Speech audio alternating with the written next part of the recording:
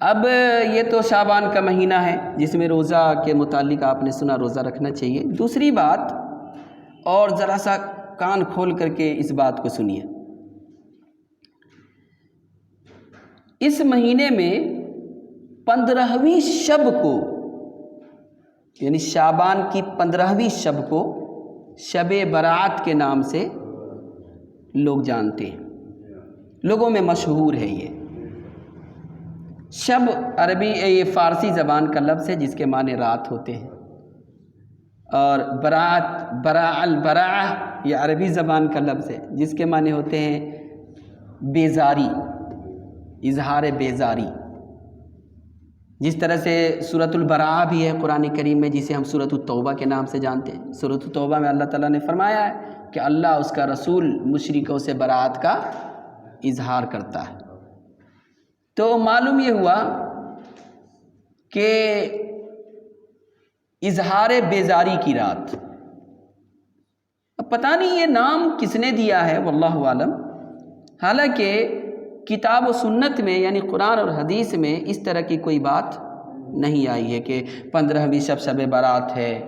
بعض لوگ کہتے ہیں کہ یہ گناہوں سے چھٹکارے کی رات ہے، بعض لوگ کہتے ہیں کہ مردے آتے ہیں، بعض لوگ کہتے ہیں طرح طرح کی باتیں ہیں، توہم پرستیاں بھی ہیں۔ یہ سب کے سب غلط اور بے بنیاد بات ہے، اس میں کچھ بھی حقیقت نہیں ہے۔ ہاں، ایک دو صحیح حدیثیں آئی ہیں اس رات کے تعلق سے۔ ایسے محدثین نے یہ کہا ہے کہ اس رات کے متعلق جتنی بھی روایتیں ہیں سب کے سب ضعیف ہیں، موضوع ہے، لیکن تحقیق کے بعد محدثین رحمہ اللہ نے ایک دو حدیث کو صحیح کہا ہے جو اس رات سے متعلق۔ جیسے دیکھیں، ایک حدیث میں آپ کے سامنے بیان کر دوں جس کو امام ابن حبان نے اپنی کتاب میں نقل کیا ہے کہ رسول اللہ صلی اللہ علیہ وسلم کا فرمان ہے، یطلع اللہ تبارک و تعالی الی خلقہ لیلۃ النصف من شعبان، کہ اللہ تعالیٰ شعبان کی 15ویں شب کو اپنی پوری مخلوق کی طرف رحمت کی نگاہ سے دیکھتا ہے۔ ذہن میں رکھیے بات کو، فَيَغْفِرُ لِجَمِيعِ خَلْقِهِ، اور اپنے تمام مخلوق کو اللہ تعالیٰ معاف فرما دیتا ہے، إِلَّا لِمُشْرِكٍ، سوائے شرک کرنے والوں کے، او مشاہن، اور اپنے سینے میں کینہ رکھنے والوں کے، یعنی جو کینہ پرور ہوتا ہے اس کو اللہ معاف نہیں کرتا، یا جو مشرک ہوتے ہیں اس کو بھی اللہ معاف نہیں کرتا۔ یہ حدیث صحیح ہے۔ اسی طرح سے ایک اور حدیث آتی ہے، یہ جو حدیث میں نے آپ کے سامنے ابھی سنایا، اس حدیث کے متعلق امام البانی کہتے ہیں رحمۃ اللہ علیہ، وَجُمْلَةُ الْقَوْلِ أَنَّ الْحَدِيثَ بِمَجْمُوعٍ هَذِهِ الطُّرَقِ صَحِيحٌ بلا ریب، یعنی یہ حدیث تمام طرق کے ساتھ بغیر شک اور شبہ کے صحیح ہے۔ امام البانی کا یہ فیصلہ ہے۔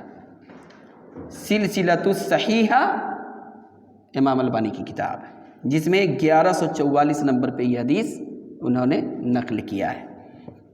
اچھا، دوسری حدیث دیکھ لیتے ہیں۔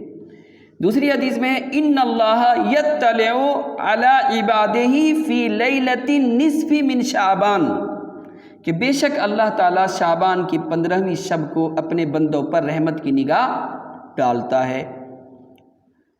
فیغفر للمؤمنین ویملی للکافرین، پھر مومنوں کو معاف فرما دیتا ہے اور کافروں کو ڈھیل دے دیتا ہے، یعنی انکار کرنے والوں کو ڈھیل دے دیتا ہے۔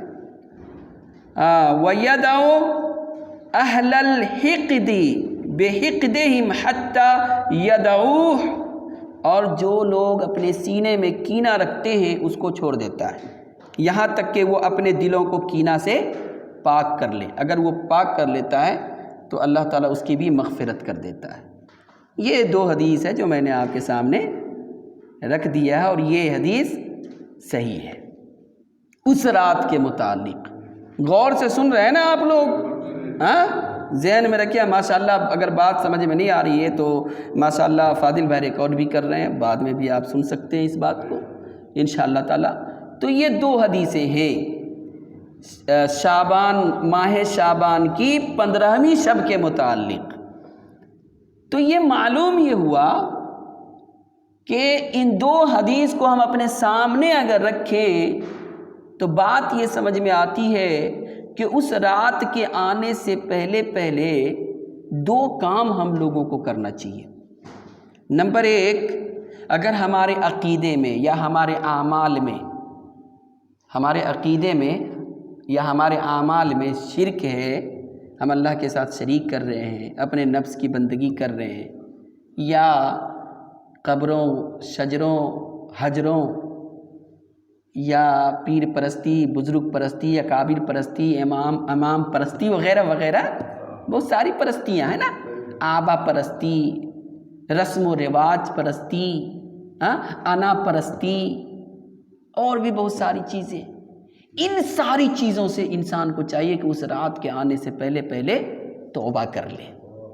اس رات کے آنے سے پہلے توبہ کر لے اور اپنے اعمال کو اور اپنے عقیدے کو بالکل پاک کر لے.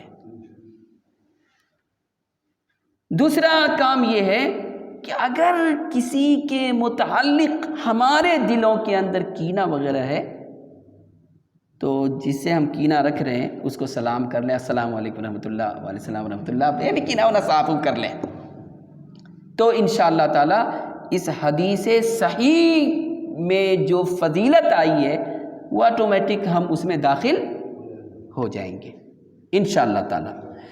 اچھا، ایک اور اس کے بعد یہ 2 حدیثوں جو میں نے آپ کے سامنے رکھی ہے، ان احادیث کے بعد اور بھی بہت ساری حدیثیں ہیں جو صحیح نہیں ہیں. جیسے دیکھ لیجئے، ایک حدیث آتی ہے شعبان الشہری، اللہ کے نبی فرماتے ہیں کہ شعبان میرا مہینہ ہے، ورمضان شہر اللہ، اور رمضان اللہ کا مہینہ ہے. محدثین کہتے ہیں کہ یہ موضوع ہے. موضوع بولے تو من گھڑت روایت، کسی نے اس کو گر لیا ہے. اسی طرح سے جنت البقیع میں جانے کا جو واقعہ ہے مائی عائشہ رضی اللہ تعالی عنہا کا 15ویں شب میں امام ترمذی رحمۃ اللہ علیہ لائے ہیں، جس میں ہے کہ ان اللہ تبارک و تعالی ینزل لیلۃ النصف من شعبان الی السماء الدنیا. وہ حدیث، یہ بھی حدیث ضعیف ہے، سخت ضعیف ہے. تو 15ویں شب میں قبرستان جانا اور قبرستان میں جا کر کے کچھ ایسے ہم لوگوں نے دیکھا ہوا ہے، ہمارے بچپن میں ہم نے دیکھا کہ لوگ قبرستان جاتے ہیں، ابھی بھی جاتے ہیں، اور جانے کے بعد قبروں پہ اگر بتی جلاتے ہیں، ایک اجتماعی شکل میں جاتے ہیں. یہ سب کے سب بدعت ہے. اس شریعت میں اس کا کوئی ثبوت نہیں ہے. یہ تو برا ہو ان علماء سو کا جو کہتے ہیں کہ بعض بدعتیں حسنہ ہوتی ہیں اور کہہ کر کے گمراہی کا راستہ وہ کھول دیتے ہیں. حالانکہ بدعت کبھی اچھی نہیں ہو سکتی، یاد رکھیے. نبی کریم صلی اللہ علیہ وسلم کی سنت اچھی ہے، بدعت اچھی نہیں ہے. اب یہاں ایک اور سوال پیدا ہوتا ہے کہ جب اس رات میں اللہ تبارک و تعالی رحمت کے نگاہ سے اپنے بندوں کی طرف دیکھتا ہے، جیسا کہ صحیح حدیث آ گئی ہے 2، تو کیا اس رات میں کچھ عبادت ہے جو مخصوص ہے؟ ایک ذہن میں ایک سوال پیدا ہوتا ہے. تو یاد رکھیے، جو فضیلت رسول اللہ صلی اللہ علیہ وسلم نے بتلایا کہ شعبان کی 15ویں شب میں اللہ اپنے بندوں کی طرف رحمت کی نگاہ سے دیکھتا ہے، وہ تو ہر جمعرات کو بھی ہوتا ہے، یا ہر رات کو ہوتا ہے. سحری کے وقت میں صحیح مسلم وغیرہ کی صحیح حدیث آتی ہے کہ ہر رات، کون سے بات سمجھ آ رہی ہے آپ لوگ؟ ہر رات اللہ تبارک و تعالیٰ آسمانی دنیا پہ تشریف لاتا ہے اور اپنے بندوں سے کہتا ہے کوئی اپنے گناہ کا توبہ کرنے والا؟ میں توبہ قبول کرنے کے لیے تیار ہوں.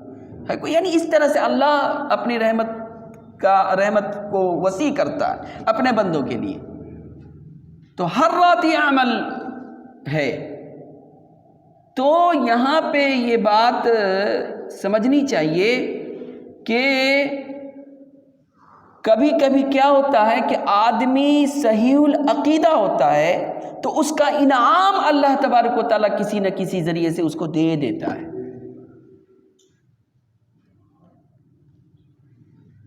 یہ اس رات، خصوصاً اس رات میں کوئی بھی عبادت ایک مرتبہ خاص اس رات میں یہ سوچ کر کے آدمی کہے کہ آج ماہ شعبان کی 15ویں شب ہے، ایک مرتبہ سبحان اللہ کہنا چاہیے، تو یہ بدعت ہو جائے گا۔ کیا ہو جائے گا؟ ہاں، کوئی بھی عبادت نہیں ہے۔ ہاں، جو عبادت سلسلے وار آپ کر رہے ہیں، فرض کیجئے آپ تہجد کی نماز کے عادی ہیں، الحمدللہ، تو اس رات بھی آپ ادا کریں گے، ہے نا؟ اسی طرح سے قرآن کریم کی تلاوت آپ کرنے کے عادی ہیں، روزانہ رات میں سونے سے پہلے آپ تلاوت کرتے ہیں، تو اس رات بھی کریں گے۔ لیکن خاص اس رات کوئی عبادت انجام دینا ثابت نہیں ہے۔ اس بات کو ذہن میں رکھیے انشاءاللہ تعالی۔ اب یہ بھی آپ ذہن میں رکھیں اس بات کو بھی، جیسا کہ میں نے ابھی کہا نا کہ نبی کریم صلی اللہ علیہ وسلم کی حدیث کو محدثین خوب اچھی طرح سے جانتے تھے، اور محدثین نے بتلایا بھی الحمدللہ کہ یہ صحیح ہے، یہ ضعیف ہے، یہ موضوع ہے، اللہ کے نبی ایسا نہیں کیا۔ اور جو لوگ اس طرح کی روایتیں بیان کرتے ہیں اس پر جھوٹ کا الزام ہے، وہ لوگ جھوٹے تھے، حدیثیں گھڑتے تھے، حدیثیں بناتے تھے، وغیرہ وغیرہ وغیرہ۔ ہاں، ایک حدیث جو میں نے آپ کے سامنے بیان کی جو صحیح مسلم کے اندر ہے، اس حدیث کو بھی آپ سن لیں، ماشاءاللہ بہت پیاری حدیث ہے یہ، ماشاءاللہ۔ نبی کریم صلی اللہ علیہ وسلم کا فرمان ہے، ينزل ربنا تبارک و تعالی، یعنی ہمارا رب ينزل نازل ہوتے ہیں، کل لیلہ ہر رات، الی السماء الدنیا، آسمان دنیا پر، اور اللہ تعالیٰ فرماتا ہے کہ میں یدعونی فاستجیب لہ، کوئی ہے مجھ سے دعا مانگنے والا تاکہ میں اس کی دعا کو قبول کروں، ہر رات، سبحان اللہ۔ اسی طرح سے کوئی کسی کے پاس کچھ سوال ہے، جو اپنے سوال کو میرے بارگاہ میں رکھے، میں اس کے سوال کو پورا کروں۔ کوئی گناہگار ہے جو نادم ہو اور مجھ سے مغفرت چاہے، میں اسے بخش دوں۔ یہ اللہ تبارک و تعالیٰ ندا دیتا ہے ہر رات۔ بتائیے، ایک اور بات میں آپ لوگوں کو بتلاتا چلوں کہ اگر کوئی شخص آپ سے کہتا ہے کہ مجھ سے مانگو میں تمہیں دوں گا، ہاں، آدمی دیر کرے گا؟ ہاں، نہیں دیر کرے گا، فوراً اپنے ہاتھ کو اس کی طرف بڑھا دے گا، جی مجھے 10,000 کی ضرورت ہے، مجھے دیجیے۔ اگر کوئی ایسا شخص جو آپ کا قریبی ہو، جو آپ سے محبت کرتا ہو، آپ اس سے محبت کرتے ہو، اور وہ آپ کو کہہ دے ہاں کہ فاضل آج میں کچھ دینا چاہتا ہوں تمہیں، جو میرے پاس ہے، تو بول کیا چاہیے تمہیں۔ اب فاضل بھائی کو یقین بھی ہو کہ یہ 100% سچا ہے اور 100% دے بھی دے گا، تو کیا فاضل بھائی پیچھے رہیں گے؟ کیا آپ پیچھے رہیں گے فاضل بھائی؟ ہاں، نہیں رہیں گے نا؟ اللہ اکبر۔ اب ذرا سوچئے کہ اللہ کے بارگاہ میں کسی چیز کی کمی ہے؟ کسی چیز کی کمی نہیں ہے، کوئی انتہا ہی نہیں ہے۔ ہمارا اور آپ کا کیا عقیدہ ہے؟ ہمارا اور آپ کا یہ عقیدہ ہے کہ اس روئے زمین پہ جتنے بھی مخلوق ہیں، سارے مخلوقات کے دلی خواہش کو اللہ پورا کر دے، پھر بھی اللہ کے خزانے میں اتنی ہی کمی آئے گی کہ انگلی ہم سمندر میں ڈالیں گے اور پانی نکالیں گے تو سمندر میں کیا کمی آئے گی؟ اللہ کے خزانے میں کمی نہیں آئے گی۔ تو جو رب اپنے بندوں سے یہ کہہ رہا ہو کہ تمہارے پاس کچھ خواہش ہے تو میرے سامنے بیان کرو، مغفرت چاہتے ہو مجھ سے چاہو، بتائیں ایسے رب کا بندہ قبروں پہ جا کر کے منتیں مانے گا؟ ہاں، کتنی بدنصیبی ہے یہ، در بدر کی ٹھوکریں کھائے گا ایسا شخص جس کا مالک اتنا اعلیٰ ہو، اتنا عرفہ ہو، رب العالمین ہو. سبحان اللہ. طریقہ بھی بتلا دیا نا. سحر کے وقت یہ سب ہو رہا ہے، جو بہت ہی مبارک وقت ہوتا ہے. قرآن کریم میں اللہ تعالیٰ نے فرمایا ہے وَبِالْأَسْحَارِ هُمْ يَسْتَغْفِرُونَ، جو سحری کے وقت میں اللہ کو مناتے ہیں، یعنی مومنوں کی صفت کو اللہ نے بیان کیا کہ سحری کے وقت میں اللہ کو منا رہے ہوتے ہیں، اللہ سے مغفرت طلب کر رہے ہوتے ہیں. تو یہ تو روز رات ہوتا ہے، اس شعبانی کے مہینے 15ویں سب کو تھوڑی ہوتا ہے، ہر روز ہوتا ہے. تو کہنا یہ ہے کہ اپنی طرف سے کوئی عمل بنا لینا، 12 رکعت نماز پڑھو، ہر رکعت میں قل هو اللہ پڑھو وغیرہ وغیرہ جو کتابوں میں آپ سنتے رہتے، یہ سراسر بدعت ہے. اس پہ کوئی دلیل نبی کریم صلی اللہ علیہ وسلم کے فرمان میں نہیں ہے. اور جیسا کہ امام جمال الدین ابن جوزی رحمۃ اللہ علیہ اپنی کتاب الموضوعات، کتاب ہے الموضوعات، یعنی گڑھی ہوئی حدیث کو جمع کیا، موضوع روایتوں کو جمع کیا. اس میں وہ کہتے ہیں کہ شعبان 15ویں شعبان کے ماہ شعبان کے 15ویں شب کے تعلق سے جو روایتیں آتی ہیں سب موضوع روایتیں ہیں. امام سیوطی نے بھی یہی کہا ہے وغیرہ وغیرہ.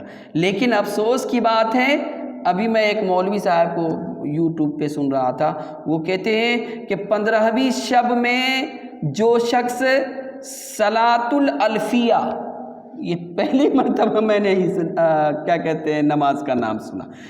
جانتے کیا ہوا معنی؟ ہزاری نماز جو ادا کر لے گا. اور یہ ہزاری نماز کیا ہے؟ 100 رکعت آپ پڑھتے رہو. میں سمجھتا ہوں 100 رکعت پڑھنے میں اس کو کیا ٹائم لگے گا؟ زیادہ سے زیادہ 20-25 منٹ ہے نا. یہ تو بس اللہ ہی کو معلوم ہے کہ کس طرح سے نماز ادا کرتے ہیں، ہم لوگ جانتے ہی ہیں. اعوذ باللہ یوٹیوب پہ جو ویڈیو وائرل ہوتا ہے، پتہ نہیں صحیح غلط ہے، میں اس پہ نہیں کہتا. اگر اس طرح سے نماز ادا کرتے ہیں تو اللہ کی قسم ہے نماز اس کے منہ پہ مار دی جاتی ہوگی، اللہ کی قسم ہے.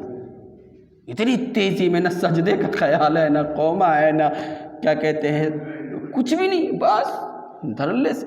اب بتائیے، ایک تو بدعت گرا کہ ہزاری نماز، تو 1000 رکعت نہ ہونا چاہیے، کرا 100 رکعت. لیکن نام میں بھی یہ ہے، نام رکھتے ہیں صلاۃ الالفیہ ہزاری نماز، اور کہہ رہے یہ 100 رکعت ہے. دیکھ رہے ہیں نا گھوٹالہ، 900 کا گھوٹالہ یہیں پہ ہو گیا. ہاں صحیح کہہ رہے ہیں آپ. یعنی خود سے عبادت بنایا اور خود سے اس پہ دیکھیے لکھ رہے ہیں کہ 100 رکعت نماز اس طرح ادا کرے کہ ہر رکعت میں سورۃ الفاتحہ کے بعد سورۃ الاخلاص 10 بار پڑھے. تو اللہ تعالیٰ اس کی ہر حاجت پوری کر دیتا ہے. اگر وہ لوح محفوظ میں بدبخت لکھا گیا ہے تو اللہ تعالیٰ اسے مٹا کر خوشبخت لکھ دیتا ہے، اور اس کے آئندہ 1 سال کے گناہ کچھ بھی کرتا رہے لکھا نہیں جاتا. ارے بھائی کیا کچھ بھی کرتا نہیں لکھا جائے. کرامن کاتبین کو 1 سال کے لیے چھٹی، کچھ بھی کرتا رہے. اللہ اکبر، سبحان اللہ.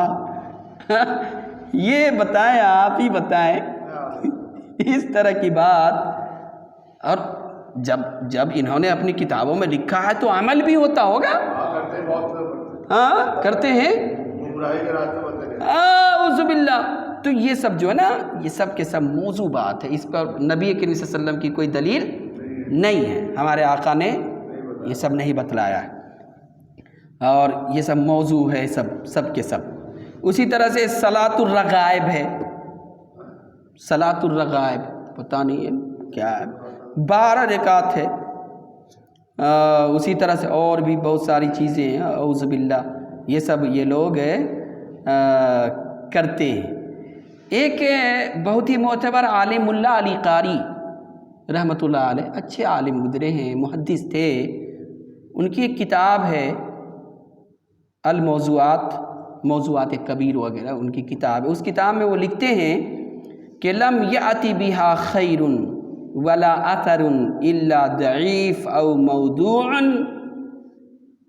کہ ان نمازوں کے بارے میں جتنی بھی روایتیں ہیں یا تو پرلے درجے کی ضعیف ہے یا موضوع ہے، بات ہی ختم، موضوع ہے۔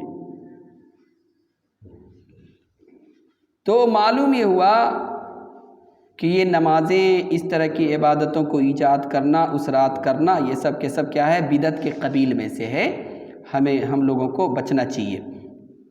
تو یہ ساری باتیں تھیں، ماشاء اللہ تبارک اللہ، اور بھی بے شمار باتیں ہیں۔ ہم اللہ سے دعا کرتے ہیں کہ اللہ تعالی ہم سب کو صحیح چیزوں پہ عمل کرنے کی توفیق عطا کرے، آمین یا رب العالمین۔ ایک چیز اور میں بتاتا چلوں آپ لوگوں کو،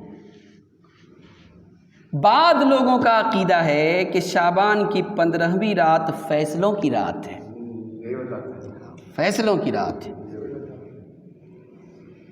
اور جو لوگ شب برات مناتے ہیں ان کا یہی نظریہ ہے، اور اسی نظریے پر قائم رہتے ہوئے اس رات کو مناتے ہیں۔ تو ان بدبختوں کو یہ تو نظریہ غلط ہے، یہ فیصلے کی رات نہیں ہے، ہرگز یہ فیصلے کی رات نہیں ہے، ذہن میں رکھیے۔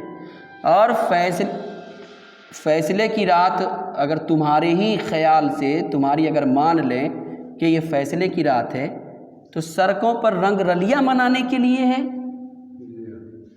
آپ دیکھ لیجئے اس رات نکل کر کے کیا کرتے رہتے ہیں نوجوان چوکرے، نوجوان لڑکوں کو دیکھ لیں آپ کیا کرتے رہتے ہیں، ایک طوفان بدتمیزی سر پہ اٹھا رکھا ہوتا ہے، اس گلی سے نکلے اس گلی میں گئے، یہاں گئے وہاں گئے، جیسے لگتا رہتا ہے ان کی نانی کی شادی ہو رہی ہے۔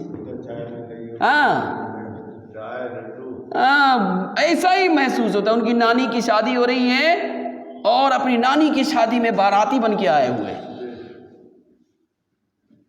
اتنی بدتمیزی برپا کیے ہوئے ہوتے ہیں، اعوذ باللہ۔ اور دوسری بات، آتش بازی بھی کرتے ہیں، آتش بازی کرتے ہیں، جو کہ سراسر حرام کام ہے۔ آتش بازی کرنا کیا ہے؟ حرام کام ہے۔ اور بعض بدنصیب تو ایسے ہیں کہ میرے کانوں تک یہ بات آئی کہ نئی گاڑی صرف اس نیت سے خریدتے ہیں کہ 15ویں شعبان میں نیشنل ہائی وے پہ ہم دیکھیں گے کتنا اسپیڈ میں جا سکتے ہیں۔ میرے کانوں میں ایک بات آئی کہ باپ نے گاڑی خرید کے دی، ماہ شعبان کی 15ویں شب میں چھوکرا لے کر کے نکلا گاڑی پہ، اس طرح سے دبایا اور 150 کے اسپیڈ میں گیا، سامنے سے ایک لاری آ کر کے ماری، ختم ہو گیا۔ یہ حالات ہیں۔ لیکن یاد رکھیے کہ یہ ماہ شعبان کی 15ویں شب کوئی فیصلے کی رات نہیں ہے۔ اب ان سے آپ کہیں کہ فیصلے کی رات نہیں ہے تو کہیں گے قرآن کہتا ہے فیصلے کی رات ہے۔ کون کہتا ہے؟ قرآن میں ہے۔ دیکھا کہاں ہے؟ قرآن میں کہاں ہے ذرا دیکھا تو فوراً سورہ دخان کی آیت نمبر 3 اور 4 پیش کر دے گا آپ کے سامنے کہ دیکھو قرآن کریم میں انا انزلناہ فی لیلۃ مبارکہ انا کنا منذرین، اللہ فرماتا ہے یقیناً ہم نے اسے بابرکت رات میں نازل کیا ہے،